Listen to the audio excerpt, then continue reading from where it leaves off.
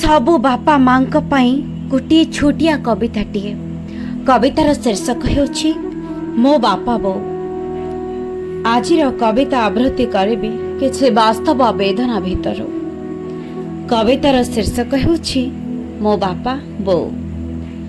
ଜଗତ କରତା ଜଗନ୍ନାଥ ତୁମେ ଚଳାଉଛ ଏ ସାରା ସଂସାର। ଧନ୍ୟ ତୁମେ ପ୍ରଭୁ ସାହସ ତୁମର ବୁଝୁଛ ଏତେ ଲୋକଙ୍କର କଥା।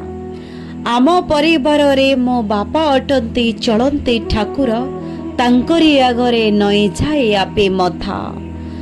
ମୋ ବାପାଙ୍କ ଆଗେ ଈଶ୍ୱରଙ୍କୁ ରଖି ପୂଜା ମୋ କରଇ। ସବୁ ଅଭାବକୁ ତାଙ୍କରି ଆଗରେ ଦେଇଥାଏ ସବୁ କହି।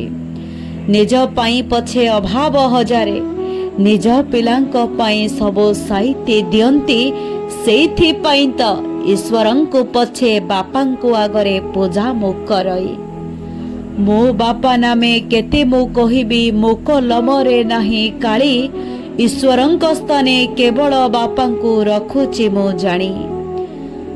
ବାପା ପରେ ମୋ ମା ରଙ୍କୁଣୀକୁ କେତେ ଭଲ ପାଏ ସତେ। ତା ପାଦ ଉପରେ ମଥାକୁ ଦେବି ମୁଁ ଥୋଇ। ଯେମିତି ମୋର କିଛି ଅଭାବ ରହିବ ନାହିଁ, କିଛି ଅଭାବ ରହିବ ନାହିଁ। କେତେ କଷ୍ଟ ସହି ଜନ୍ମ ଦେଇଛି ଛାତିର ଅମୃତ ଦେଇ। କେବେ ସେ ମାଗିନି ହିସାବ ଆମକୁ ଦେଇ ଦେଇଛି ସର୍ବସ୍ୱ ଢାଳି।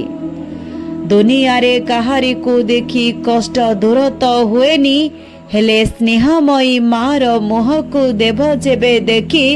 ଦୂରେଇ ଯିବ ତୁମର ସବୁ ଦୁଃଖ ରାଶି। ମାର ଋଣକୁ ଶୁଝିବାକୁ ଦୁନିଆରେ କେଉଁ ସନ୍ତାନ ଜନମି ନାହିଁ। ମାକୁ ଟିକେ ଖୁସି କରିଦେଲେ ଆପେ ସବୁ କିଛି ବୁଝିଯିବ ସିଏ। ଥରେ ସ୍ନେହରେ ଦେଲେ ତାକୁ ଡାକି, ଥରେ ସ୍ନେହରେ ଦେଲେ ତାକୁ ଡାକି। ମୋ ମା ତତେ ଏତିକି କହିବି, ଆର ଜନମରେ ତୋରି କୋଳରେ ଝିଅଟିଏ ହୋଇ ଜନ୍ମ ଦେବୁ ତୁ ମତେ। ନହେଲେ ମଣିଷ ଜନ୍ମ ଦରକାର ନାହିଁ, ବୃକ୍ଷଟିଏ ମଛେ କରିଦେବୁ ମତେ। ବାପା ବୋଉ ମୋର ଭାରି ବୁଝିବାର ବୁଝେଇ ଦିଅନ୍ତି ମତେ। ପର ଆପଣାର ସବୁ କିଛି ଛାଡ଼ି ମୁଁ ଭଲ ବ୍ୟବହାର ସଭିଙ୍କୁ କରିବି ଶିଖେଇ ଦିଅନ୍ତି ମୋତେ। ଈଶ୍ୱରଙ୍କ ପାଖେ ଏତିକି ବିନତି, ଈଶ୍ୱରଙ୍କ ପାଖ ଏତିକି ବିନତି। ମୋ ବାପା ମାଙ୍କ ସ୍ୱପ୍ନକୁ କେବେ କରିବିନି ଇତି।